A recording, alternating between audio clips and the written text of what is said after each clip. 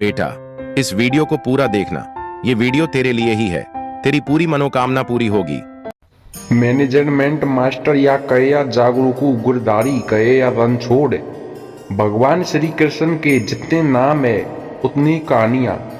जीवन जितने जीने के तरीके को अलग किसी ने परिभाषित किया तो वो कृष्ण है। कर्म से होकर परमात्मा तक जाने वाले मार्ग को उन्हीं ने बताया है। संसार से वैराग्य को सिरे से नकारा, कर्म का कोई विकल्प नहीं, ये सिद्ध किया। श्री कृष्ण कहते हैं, मैं हर हाल में आता हूँ। जब पाप और अत्याचार का अंधकार होता है तब भी, जब प्रेम और भक्ति का उजाला होता है तब भी, दोनों ही परिस्थिति में मेरा आना निश्चित है। वैसे तो श्री कृष्ण का संपूर्ण जीवन ही एक प्रबंधन की किताब है।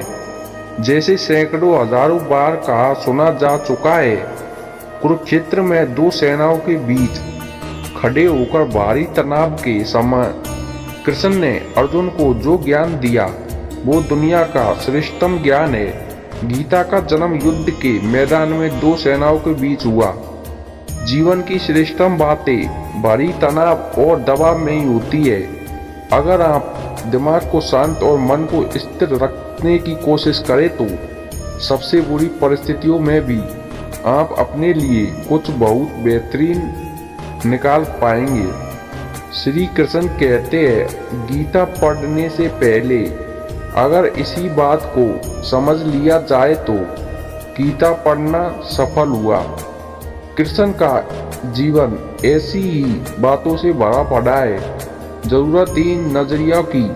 उनका जीवन आपके लिए माया मोथोलॉजी का एक ही हिस्सा मात्र भी हो सकता है और आपका पूरा जीवन बदल कर रख देंगे वाला ज्ञान भी आवश्यकता हमारी है। हम उनके जीवन से लेना क्या चाहते हैं। कृष्ण मात्र कथाओं में पढ़ा या सुना जाने वाला पात्र नहीं है, वो चरित्र और व्यवहार में उतारे जाने वाले देवता है। कृष्ण से सीखे कैसे जीवन के श्रेष्ठ बताया जाए। 10 बातें हैं जो अगर व्यवहार में उतार ली तो सफलता निश्चित मिलेगी। पहली, श्री कृष्ण से अंतिम तक जीवन संघर्ष ही है। कारागृह में जन्मे श्री कृष्ण पैदा होते ही रात में यमुना पार कर गोकुल ले जाया गया। तीसरे दिन हुतात्मा मारने आ गया। यहाँ से शुरू हुआ संघर्ष देह त्यागने से पहले द्वारिका डूबने तक रहा।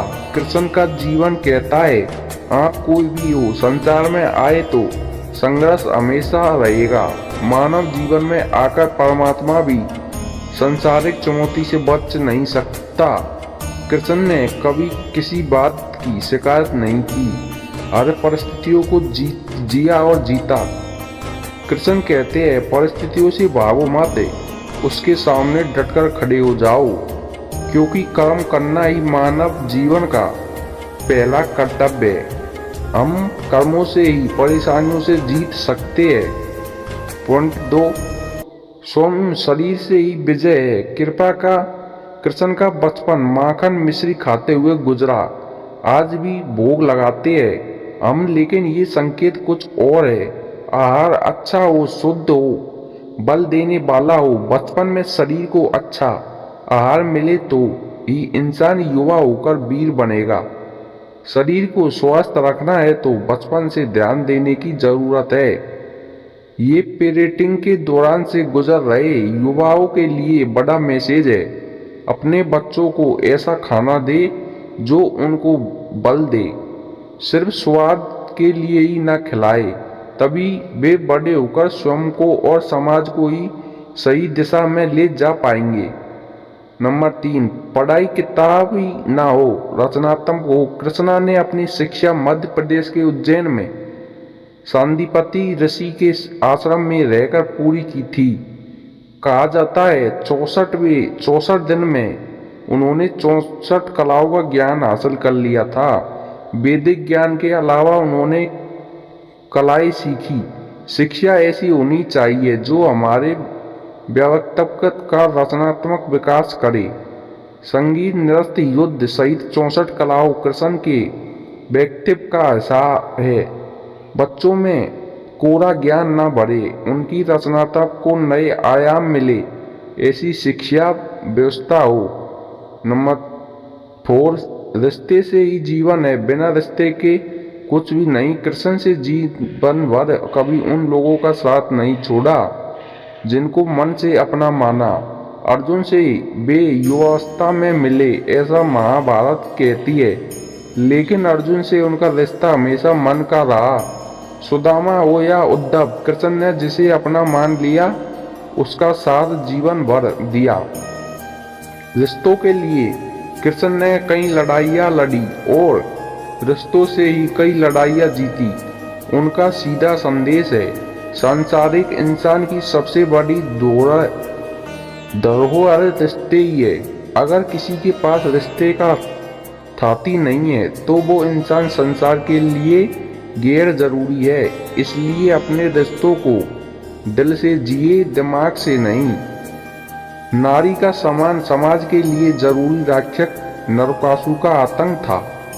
करीब 1600 महिलाओं को उसने अपने महल में कैद किया था। महिलाओं से बलात्कार में उसे सुख मिलता था। कृष्ण ने उसे मारा, सभी महिलाओं को मुक्त कराया, लेकिन सामाजिक कुरीतियां तब भी थी।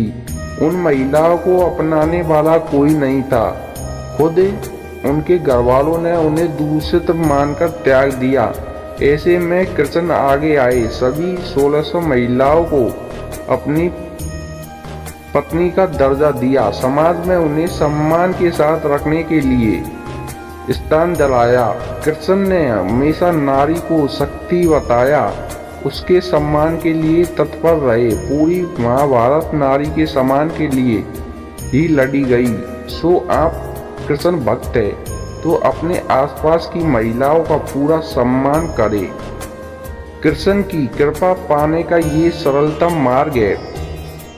आपके मतभेद अगली पीढ़ी के लिए बाधा न बने। कम ही लोग जानते हैं कि दुर्योधन के खिलाफ कृष्ण ने आजीवन पांडवों का साथ दिया। उसकी मौत का कारण भी कृष्ण की कूटनीति बनी। वो ही दुर्योधन रिश्ते में कृष्ण का समधी भी था। कृष्ण के पुत्र शाप ने दुर्योधन की बेटी लक्ष्मण का अपहरण करके उससे विवाह किया था, क्योंकि लक्ष्मण शाप ने विवाह करना चाहती थी, लेकिन दुर्योधन खिलाफ था। शाप को कौरवों ने बंदी भी बनवाया था। तब कृष्ण ने दुर्योधन को समझाया था कि हमारे मतभेद अपनी जगह है, लेकिन हमारे विचार हमारे बच्चों के भविष्य में बाधा नहीं बनने चाहिए। दो परिवारों के आपसी झगड़े में बच्चों के प्रेम की बलि न चढ़ाए जाए। कृष्ण ने लक्ष्मणा को पूरा सम्मान के साथ अपने यहाँ रखा। दुर्योधन से उनका मतभेद हमेशा रहा, लेकिन उन्होंने उसका प्रभाव कभी लक्ष्मण और शाप की ग्रंथि पर नहीं पड़ने दिया। शांति का मार्ग ही विकास का रास्ता है। कृष्ण ने महाभारत युद्ध के पहले शांति से समझौता करने के लिए पांडव और कौरवों के बीच मध्यस्थता की, हालांकि दोनों ही पक्ष युद्ध लड़ने के लिए आतुर थे, लेकिन कृष्ण ने हमेशा चाहा कि कैसा भी युद्ध टल जाए। झगड़ों से कभी समस्या का समाधान नहीं होता है। शांति के मार्ग पर चलकर ही हम समाज का रचनात्मक विकास कर सकते हैं। कृष्ण ने समाज की शांति से मन की शांति तक दुनिया को ये समझाया कि कोई भी परेशानी तब तक मिट नहीं सकती जब तक वहाँ शांति ना हो, फिर चाहे वो समाज हो या हमारा खुद का मन। शांति से ही सुख मिलता है, साधनों से नहीं। हमेशा दूरगामी परिणाम सोचे। महाभारत में जुए की घटना के बाद पांडवों को वनवास हो गया। कृष्ण ने अर्जुन को समझाया कि ये समय भविष्य के लिए तैयार करने का है। महादेव, शिव, देवराज, इंद्र और दुर्गा की तपस्या करने को कहा। कृष्ण जानते थे कि दुर्योधन को कितना भी समझाया जाए वो पांडवों को कभी उनका राज्य नहीं लौटाएगा। तभी शक्ति और समर्थता की जरूरत होगी। कर्ण के कुंडल कवच से पांडवों की जीत में आड़े आएंगे, ये भी वो जानते थे। उन्होंने हर चीज पर बहुत दूरगामी सोच रखी। कोई भी फैसला तत्कालीन आवेश में नहीं लिया। हर चीज के लिए अपने आने वाली पीढ़ियों तक का सोचा। यही सोच समाज का निर्माण करती है। हर परिस्थिति में मन शांत और दिमाग स्थिर रहे। पांडवों के राजयूती यश में शिशुपाल कृष्ण को अपनी शब्द कहता रहा। छोटा भाई था लेकिन मर्यादाएं तोड़ दी। पूरी सभा चकित थी, कुछ क्रोध भी थे लेकिन कृष्ण शांत थे, मुस्कुरा रहे थे। शांति दूर बनाकर गए तो दुर्योधन ने अपमान किया। कृष्ण शांत रहे। अगर हमारा दिमाग स्थिर है, मन शांत है, तब हम कोई सही निर्णय ले पाएंगे। आवेश में हमेशा हादसे होते हैं, ये कृष्ण सिखाते हैं। विपरीत परिस्थितियों में भी कभी विचलित नहीं होने का गुण कृष्ण से बेहतर कोई नहीं जानता। लीडर बने, श्रेय लेने की होड़ से बचे। कृष्ण ने दुनिया भर के राजाओं को जीता था। जहां ऐसे राजाओं का राज था जो भ्रष्ट थे, जैसे जरासंध, लेकिन कभी किसी राजा का सिंहासन नहीं छीना। कृष्ण के पूरे जीवन में कभी ऐसा नहीं हुआ कि उन्होंने किसी राज्य को मारकर उसका शासन खुद लिया हो। जरासंध को मारकर उसके बेटे को राजा बनाया।